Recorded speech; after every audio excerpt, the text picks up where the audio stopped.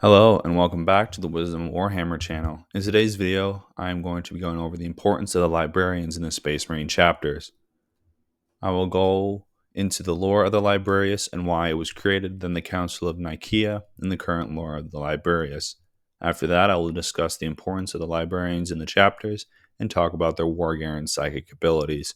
Side note, I do not own any artwork in the video, and all things Warhammer are under the ownership of Games Workshop and Black Library. So with the intro out of the way, let's get the video started. The Librarius was created during the Great Crusade, with the Thousand Sons Legion being mainly psychic-based warriors. The role of the Librarius was to take strong aspirants who showed psychic power to become Space Marines, who were eventually trained by the more disciplined and experienced Librarians. Before Magnus the Red was found, Psykers were not treated well due to the fear of their power, and this happened between the legions as well.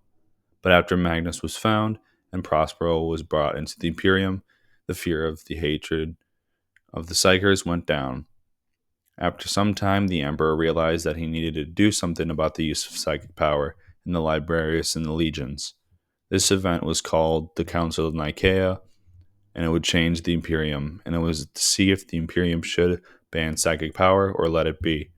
The two big players during this debate was Magnus the Red and Mutarian, with Magnus, who was pro-Psyker, and Mutarian being against Psykers.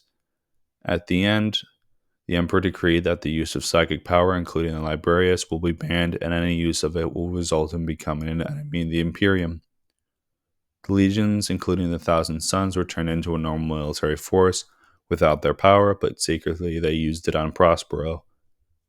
During the Horus Heresy, the use of psychic power was needed to fight off the demonic forces because nothing could harm the warp beings.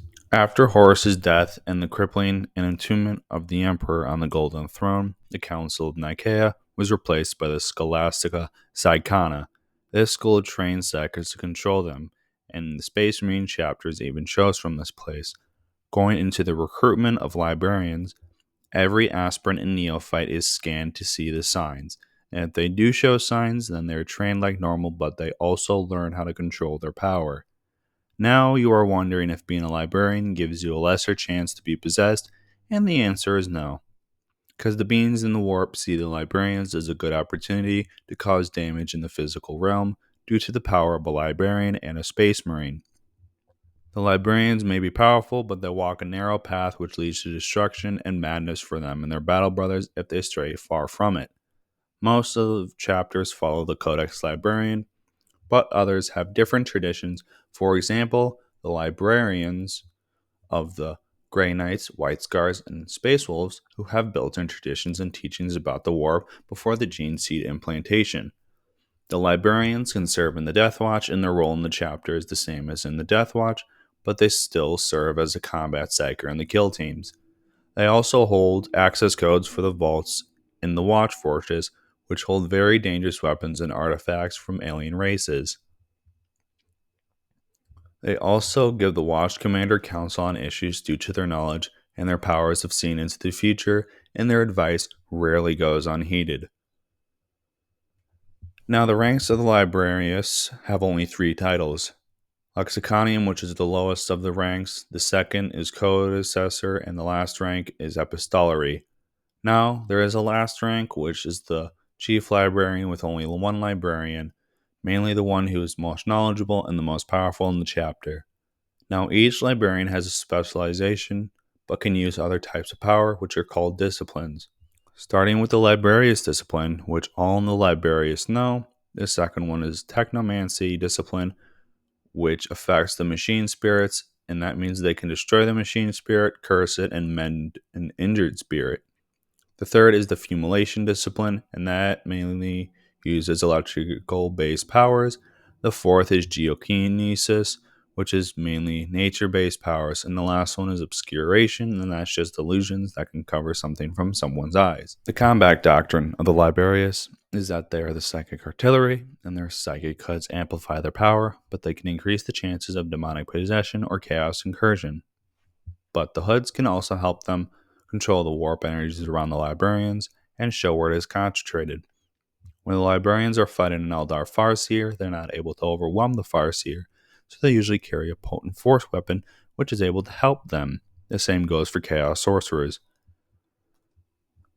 But one of the big reasons that the librarians are important in the chapters is their ability to fight off demonic forces with ease, but at the risk of their own souls. They also hold the lore of the chapter just like the chaplains, but mainly the arcane lore and other psychic topics. Each fortress monastery has a section that the librarians live in and is so secret that even the chapter masters have to ask permission to enter, and is covered in runes and wards to prevent chaos incursions.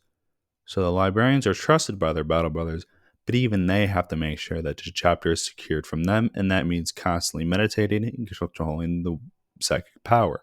Now moving on to the war gear of the Librarius. The armor of a librarian is the same as a normal battle brother, but with the psychic hood and the runes of the armor protecting them from psychic power from Chaos or Eldar.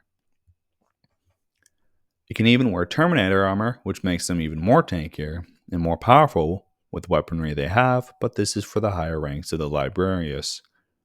Now, with the Primaris Librarians, their war gear is a bit more enhanced than the Firstborn, but they still serve as a combat psyker and lore keeper in the chapter, but they're just the same as the Firstborn Librarians. A couple of notable librarians are Neil Stormcaller, the most powerful rune priest in the Space Wolves, who can summon very powerful thunder and lightning storms. And the most powerful librarian is Mephiston from the Blood Angels chapter, who is so powerful that the shadow in the warp doesn't affect him, which can cut off warp power. Now we've gotten to the end of the video on the importance of the librarians in the Space Marine chapters. And in the next video, I'll be discussing the importance of the Tech Marines in the chapters. If you guys enjoy the video, hit the like button and share with someone who would like this content.